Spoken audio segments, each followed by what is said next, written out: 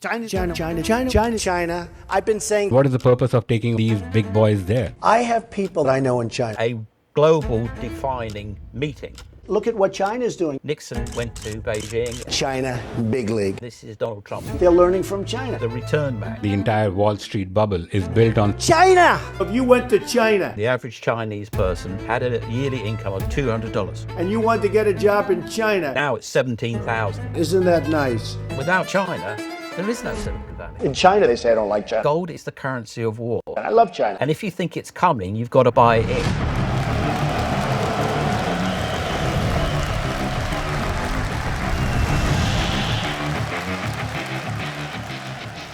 Hello everyone, my name is Harsh, lead news editor at Invezz.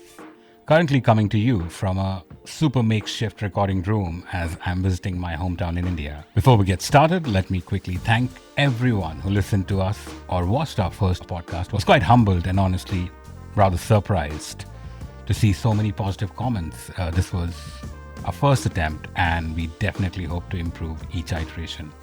Welcome to another episode of Invezz Zero Sum, the show where we cut through the noise on markets, money, and geopolitics and try to work out who is actually winning and who's just pretending. BYOB, bring your own billionaires. Whether we like it or not, we live in the era of Trump. In this era, conventional wisdom, news cycles, logic, they don't really apply the way they used to.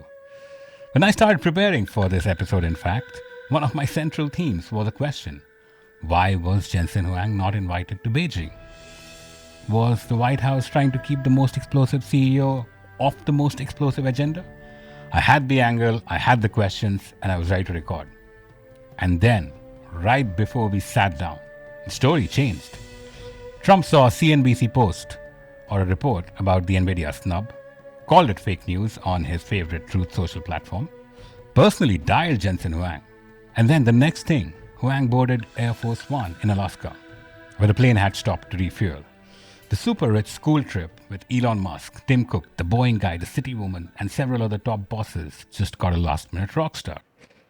To cut through all of this, what changed, what it means, and what the markets are actually pricing in, I'm joined by Clem Chambers, CEO of aNEWfn, global stocks and shares information website, and the author of Amazon #1 bestseller, 101 Ways to Pick Stock Market Winners. Welcome to Zero Sum, Clem. How are you doing today? Very good. Thank you very much for having me, Harsh. Absolutely delightful to have you here. So what do you need to know? Let me just get started with the first and the most important question that I have. The Jensen Huang situation. It is probably one of the most strange things I have seen in the business news world, though it can be topped any time, considering we are talking about Trump and the way the politics is right now. Walk me through what has happened, the original slub, the phone call, the Alaska boarding, and what do you think this actually changes? I mean, how do you see it? It means absolutely nothing. It's absolutely, totally, completely irrelevant for what this is all about. This is the most important meeting, well, for a couple of years and maybe for the next 10. So, probably the biggest meeting that there's been in my lifetime was when Nixon went to Beijing and sorted out the relationship between China and America. And at that time, the average Chinese person had a yearly income of $200. Now it's 17,000, if I remember my numbers correctly. So this is all about, this is the return match. Nixon went to Beijing and this is Donald Trump. A global defining meeting. And if it isn't, well, that's probably not a good thing.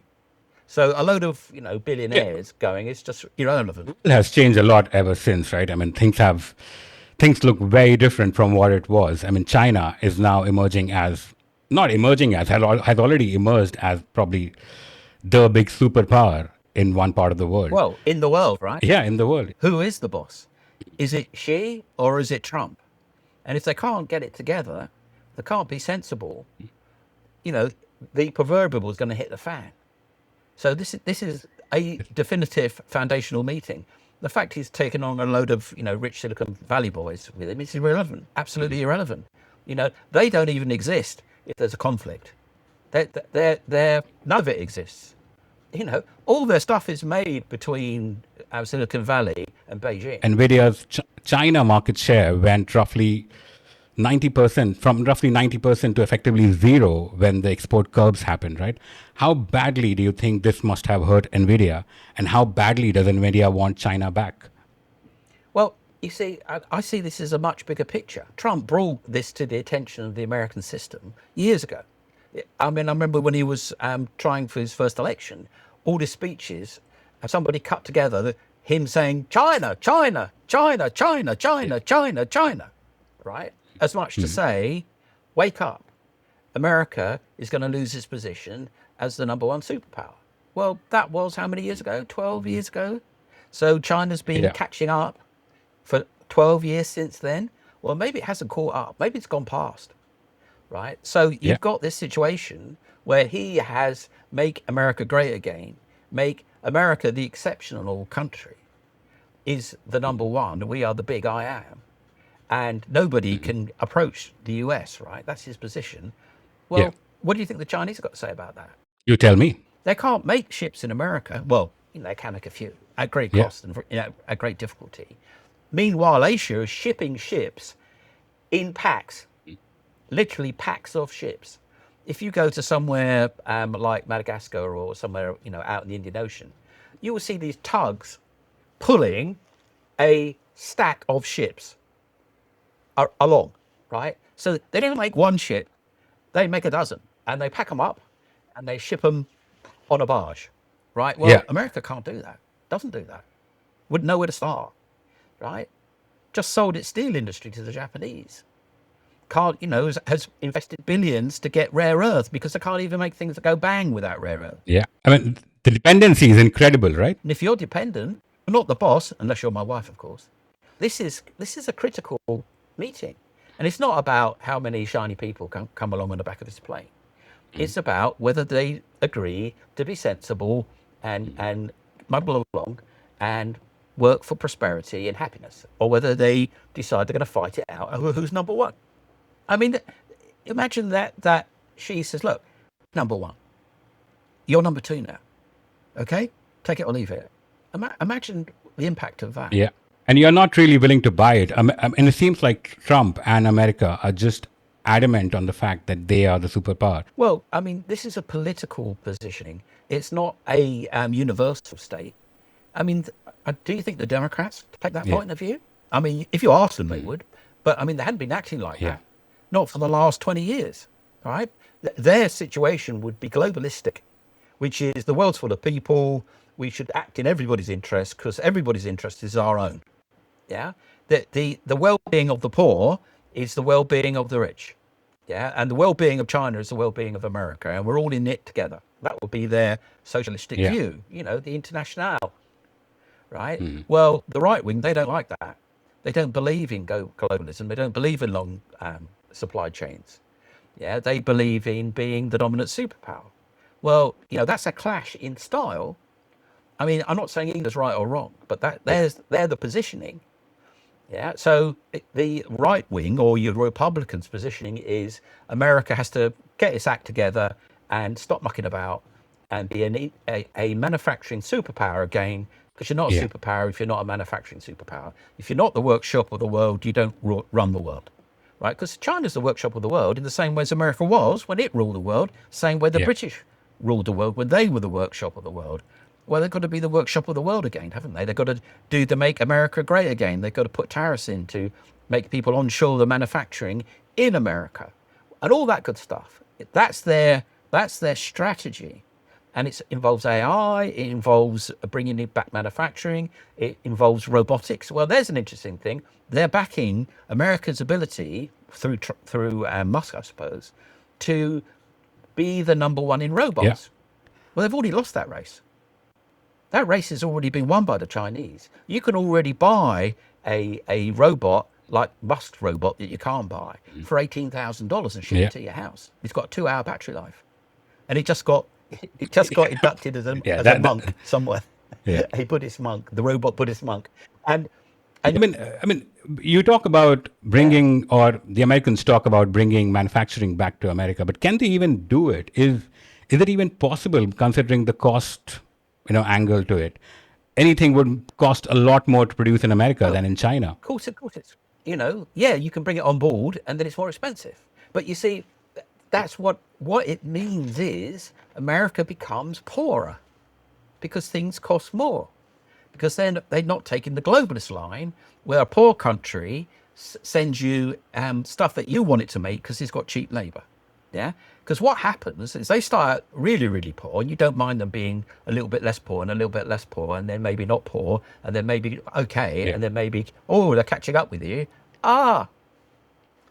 So if you're not a globalist, if you don't think that the rest of the world deserves all the wonderful things that you have, and you want to reserve all the good stuff for you and your tribe, yeah, then if you think, I don't want these other people to be well off.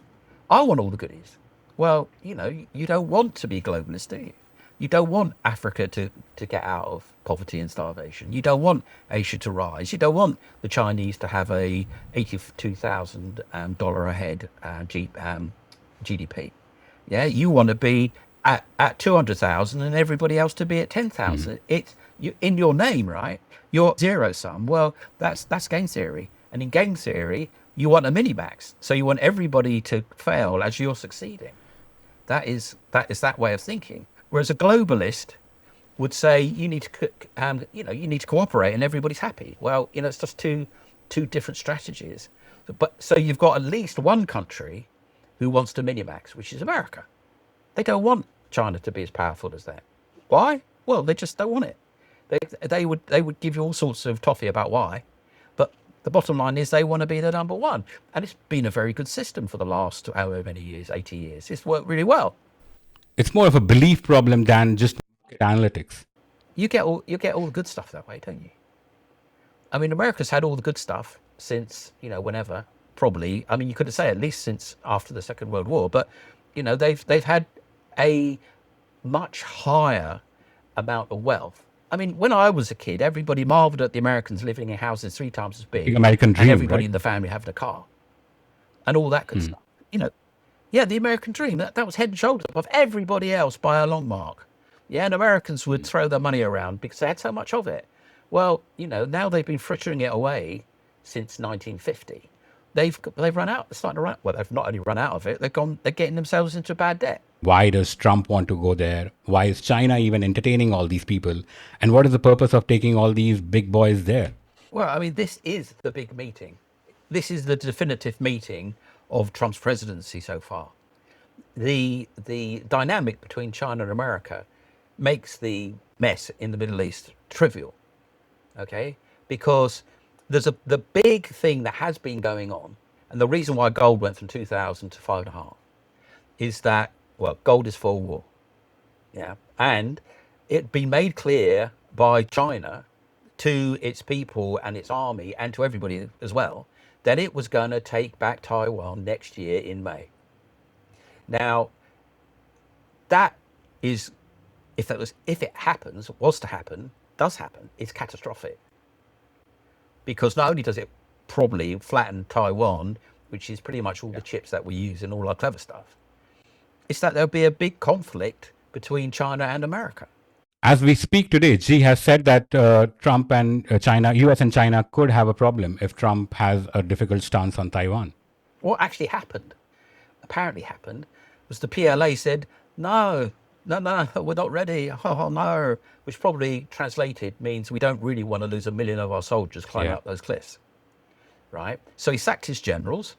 And then the PLA said, oh, we're going to have difficulty interacting with you because you just kicked out two of the 4 people on the committee.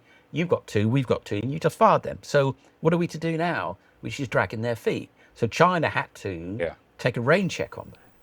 So, obviously, America and China need to get together to sort out the future. Now, at the end of the day, China can take Taiwan, but the outcome of that is catastrophic. Yeah, America can, say don't do it, probably can't stop it, but the fact that they would do it would be catastrophic. It'd be catastrophic for China, catastrophic for Taiwan, catastrophic for America, catastrophic for the world. And it's been on the dance card for several years now. In fact, if you go to a military company and you've got a product, they've been told to say, if it's ready by 2027, yes. If it's not, no. Because they've all been preparing for World War III in 2027, right? Most people don't know that, but that's the thing. Now that's been put back. So yeah, get in there and see if you can't sort it out so there isn't a catastrophic conflict in the near future. Now, when that situation with the CCP happened at the beginning of the year, down went gold, right? So the reason that they're together, it's a summit to try to sort out the future of the world. What you're saying is essentially they're trying to stop World War III. Yeah, exactly. And you'll know whether they do it or not. And if World War III happens, everything, all metrics, all numbers, all AI, everything goes out of the window. We can forget about all semiconductors coming out of Taiwan. Well, it just changes everything, doesn't it? It's a completely different world if that happens. So that's what this is all about. And you'll know whether it works in the next few days after it. Because if it went badly, gold will go up. If it went well, gold will go down. If nothing was achieved, gold will go sideways. That's a pretty grim picture. Well, not really. It could go down. I mean, we could go down alongside, for all you know. But gold is for war. You see, the reason why gold went up, most people don't understand this or even get it, really. Yeah. It's that gold is the currency of war. And if you think it's coming, you've got to buy it in. When you get one, you've got to sell it because it's the money that you use in war. But while you're building up for it or while you fear it, you buy it. Are you saying we should start buying gold? If you think there's war coming, of course, yeah. It's a no-brainer. If you don't think war is coming, you've got to wonder why it went up. And now why it stopped going up. And the reason for it was everybody who's been preparing for May 2027, which is the season for an invasion of Taiwan. And then the CCP came out and said, we're not ready. So it got delayed, didn't it? So that rise, because the market sees out a year, right? So in February, that's February next year. That's only days away from an invasion in the market's mind. And then it was called off. So funny enough, it came down because called off may be cancelled forever, maybe put back a year, maybe put back 3 years, maybe put back 5 years. Plenty of things can happen in the meantime, right? Do you think there's a part of this where Trump tells, Xi that, okay, you do whatever you want to do in your hemisphere because that is the argument that he has been throwing all the time. Let me take care of my hemisphere. Let me rule my part of the world. They made that statement before Christmas in November. Yeah, so you think Trump will be quite happy if China just goes and does its own thing? And this might just be a sort of meeting to set it all up, that how much do you take, how much do I keep, stuff like that. There's a problem with that. And that's very simply that all the stuff which the conflict between America and China is going to be over, comes out of Taiwan. AI comes out of Taiwan. That's why they bought Intel, because they can't make the chips. You can't win the AI war if China's got all the chips, and all the chips are in Taiwan. So they invest in Intel, bail Intel out because Intel's got all the chip fabs in America. AMD hasn't got any. Nvidia hasn't got any. They're all in Taiwan. So you can't actually win a economic war against China if there's no Taiwan. It's going to take you 10 years to be able to have all the fabs somewhere else. So they've got to defend Taiwan, otherwise they've lost. So your entire AI rally and the entire Wall Street bubble is built on something which is completely not in your control, and Xi holds the card pretty much through and through. Well, not really, because you try climbing up those cliffs in Taiwan. I mean, obviously you could just flatten the place and then they wouldn't have any chips. And I don't know what, but that's why they're talking. Because if you start thinking like that, you're halfway there. Yeah. The thing is, look, you should just compete at an economic and AI level and all have a good time, right? Let's not try to let's be reasonable, let's be sensible. If only. What happens if, for example, Trump comes out, posts on Truth Social that Xi is not really willing to cooperate? What does that do to the world markets? I think it's highly unlikely that it would be a disaster. I mean, obviously, Trump is a bit of a live wire, but I don't, he comes across as wild, and I think he's way less wild when it comes down to the important stuff. So, he'd go there, and if it wasn't going well, he'd just nod and go home. And then, nothing happens, right? Yeah. Because at the end of the day, the way things are going right now, America's on a moonshot to catch up. This is what it amounts to, right? I mean, it's got some edges that China hasn't got. It's got a space system that they haven't got. But, to catch up industrially and, on the robots front and on the chips front, and to re-onshore all your industry core, that's a massive, massive task. It's a decade, almost a generation's worth of effort to do that, to turn around what is, 50 years of deindustrialization. Europe's up that creek as well. Yeah. So to turn that around, and they're going to try, that's just a huge haul. And, you just go home and you just say, yeah, come on, print some more money, let's go. At the end of the day, what's going to happen now is, if this meeting is a good meeting, gold will go down. And we can all, crack open a bottle of champagne, even if we've got gold. And then if it goes up, we can count our profits and weep. Let's keep an eye on the prices of gold, and then we will probably know how this meeting went. All right, then the final section of the show. What are you bullish on? What are you bearish on? And what is your wild card? Harsh, I'm bearish about inflation in a funny way, because we're going to get a lot more of it. Makes sense. Okay, let me think about a wild card. I put up a YouTube video about a day and a half ago saying that Cisco was a completely mad punt, but it was, I was going to take it because I thought it was going to be good. And then last night it went up 20%. So, that was my wild punt. And NASDAQ is in a bubble now, and it's early stages of a bubble. So we've got 18 months to 2 years of insanity going the other way. And as long as you realize you're in a bubble and don't confuse it with your brains, and you get out before it all goes pear-shaped, it will be, there's lots of opportunity for some amazing returns. Clem, thank you. This was absolutely brilliant and very refreshing to see such hot takes. You can find the link to Clem's YouTube channel in our show notes. Also, subscribe to Invezz newsletter if you haven't. Link can be found below. And one final thing, we want to know what you think comes out of Trump's big Beijing school trip. Tell us in comments. And don't forget to show some love to us wherever you get your podcasts. This is Zero Sum. Thank you. See you next week.